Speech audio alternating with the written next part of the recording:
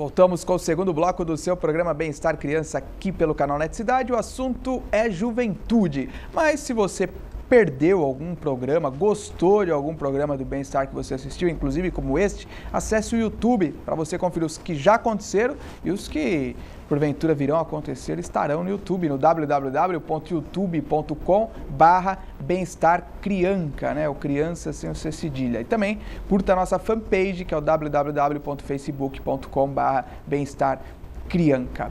Murilo Neto, este evento lá do Mercosul, que aconteceu aqui em Santos, né? Evento lá do Mercosul, parece que foi lá no Mercosul. Mercosul são os países do Cone Sul. Então não tem um lá, porque não tem uma... Existe uma série do Mercosul? Uma dúvida. Você tem uma ignorância minha. Se não me engano, na Argentina, no Paraguai, eles têm lá uma... que é do Mercosul, mas não especificamente de política de juventude, né? Não existe uma sede, é um grupo que discute principalmente essa questão do ano do Mercosul no país. Por isso que, como São Paulo, né, liderou esse processo do Ano da Juventude no Mercosul, o encerramento foi o evento, e aí o governo do estado escolheu a Baixada Santista, especificamente Santos, para organizar esse evento e trazer gestores de todos esses países, né? Inclusive do México, Peru, Chile, Argentina, Uruguai, Paraguai. Nós tivemos representantes de praticamente todos os países do Mercosul que puderam falar sobre as experiências nesses países no que diz respeito à política de juventude.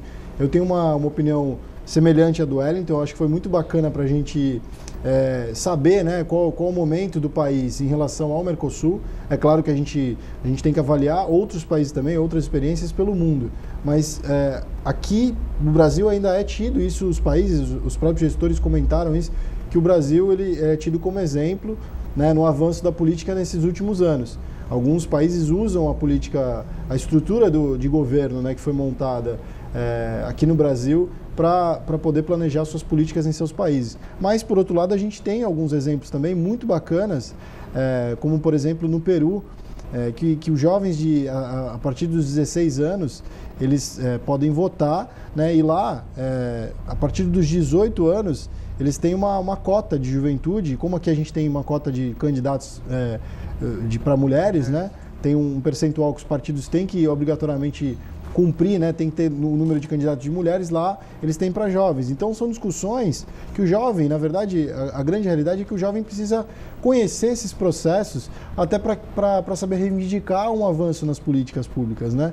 Não adianta a gente só ficar falando sempre o mesmo discurso, olha, vamos combater a gravidez na adolescência, o combate às drogas. Todos esses temas centrais são muito importantes, mas a gente precisa inovar, a gente precisa avançar essa condição no país, e eu acho que são esses tipos de exemplos, né, como esse no caso das cotas para jovens, né, que a gente deveria seguir e passar a discutir com os nossos representantes locais, para que isso ganhe eco aí, ganhe uma ressonância maior na Câmara Federal, e a gente possa aplicar leis que o jovem tenha benefício, mas que ele também seja ator de transformação social.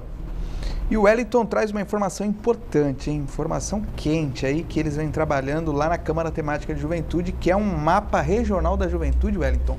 Como é que está essa discussão para a montagem desse mapa da juventude regional? Então, Tadeu, com a criação dessa Câmara Temática, né, de Juventude no CONDESB, a gente elaborou um relatório.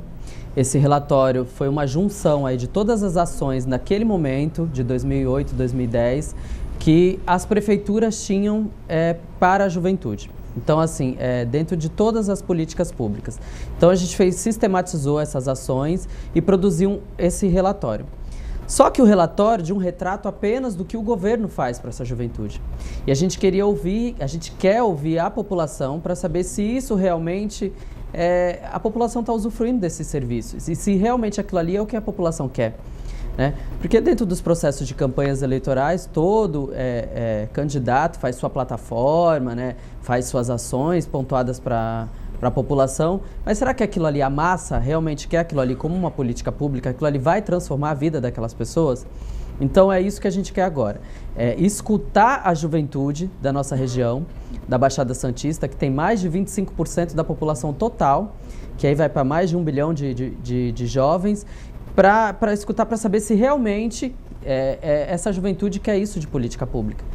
né? Então, a gente vai estar elaborando aí agora, está na fase de planejamento desse diagnóstico, está escutando aí os gestores, escutando outras políticas públicas, se reunindo com academias, com as universidades, para saber se realmente como elaborar essa proposta desse financiamento do Fundo Metropolitano e apresentar isso para os prefeitos, né? A gente já tem uma resposta de antemão que eles já estão sensibilizados nesse processo, até porque o Fundo Municipal, o Fundo da GEM, o Fundo Metropolitano, financia muito projetos estruturais, né, de infraestrutura e urbanização nos municípios, e agora numa perspectiva social, né, trabalhar numa perspectiva social de um plano de ação metropolitano é um grande desafio para nós gestores aí. Então a gente quer a colaboração de todos nesse processo. Vamos a mais uma matéria que nós fizemos lá no evento que aconteceu em Santos sobre o Mercosul, a juventude aí no Mercosul.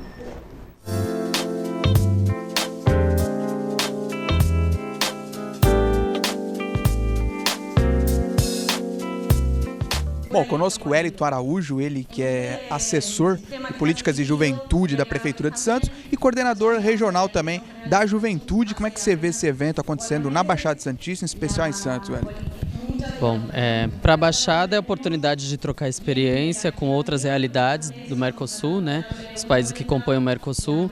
Então essa troca de experiência, a apresentação de como que é a realidade em cada país, favorece muito mais para nós que somos gestores, porque a gente conhece exemplos bons de política de juventude, como trabalhar com essa juventude, e para o jovem também presente hoje, essa possibilidade de intercâmbio cultural, aí, de saber uma realidade de um jovem que está lá na Bolívia, no Equador, né, no Uruguai, no Paraguai, como que ele interage com as questões do meio público. Né? Hacia juventud se establecen ciertos objetivos. Esos objetivos tienen metas que são quantificáveis, que são levadas adelante por diferentes... Ao nosso lado, o Diogo Ranalli, presidente do Conselho Municipal de Juventude de Bertioga. Eu quero saber dele a avaliação que ele faz desse encontro aqui em Santos, conferência do Mercosul no assunto juventude.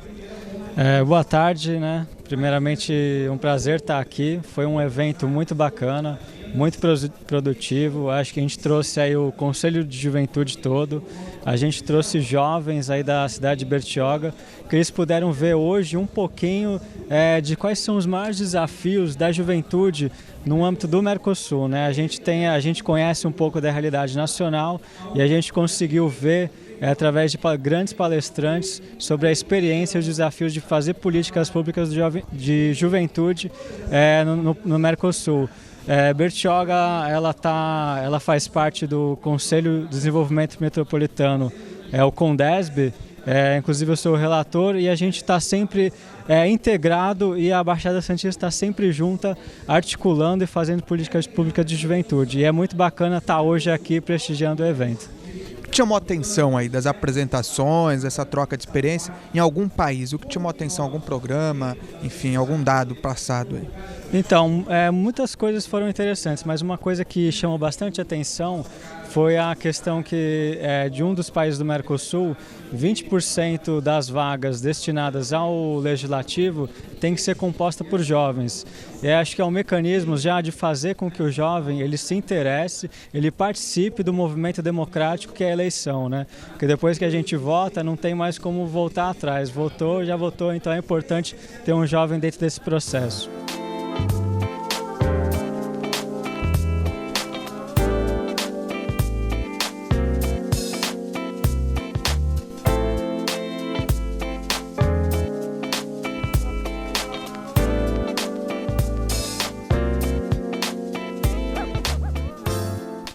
Legal. Agora, Wellington e Murilo, nós já falamos bastante aí desse evento que aconteceu em Santos.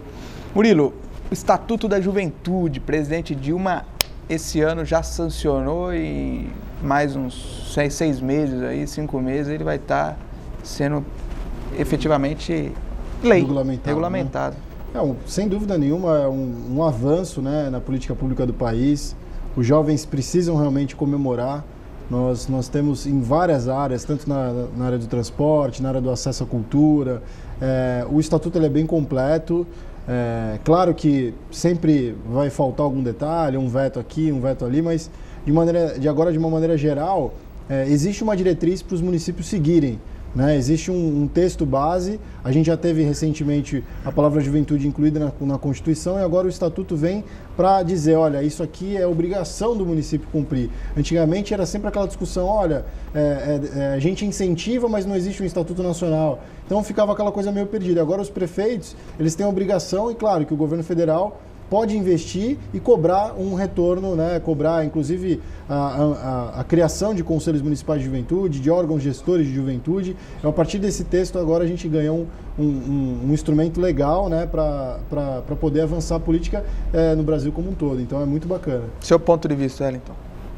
Bom, estatuto pronto, feliz, né? Agora, se o gestor não faz a política de juventude, não executa isso na prática, a gente vai ter aí Ministério Público acompanhando, órgãos de fiscalização, o próprio Conselho da Juventude dos seus municípios. Agora é obrigação que os prefeitos e a sociedade civil se mobilize e dê mais um espaço de participação para essa juventude.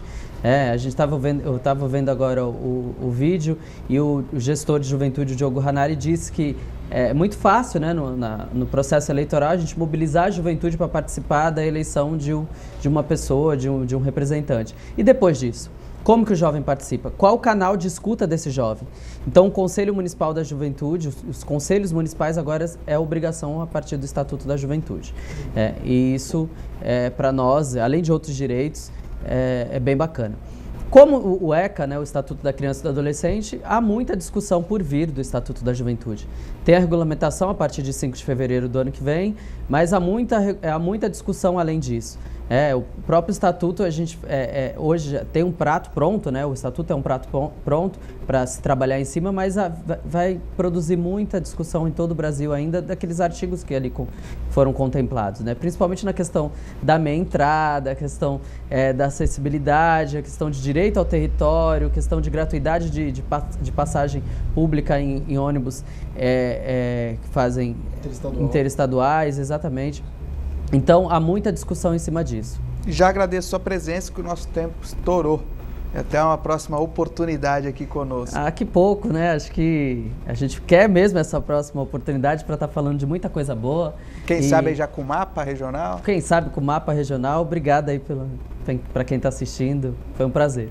Valeu, Murilo. Sucesso aí no Conselho de Juventude Santos. Muito obrigado, Tadeu, pela oportunidade. Participem das reuniões do Conselho. Nós estamos reunidos sempre na primeira segunda-feira do mês, às 6h30, na Estação da Cidadania. E acesse o Facebook Juventude Santos. Estação da Cidadania, que é? Que é na Avenida Ana Costa, ali em frente ao Hipermercado Extra, naquela estação, 340. Sede do Fórum da Cidadania. Ana Costa 340. Legal. Muito obrigado. Obrigado pela presença de vocês, um forte abraço para você que nos assistiu até agora e até o próximo programa com mais algum tema voltado à criança, ao adolescente ou à juventude. Tchau!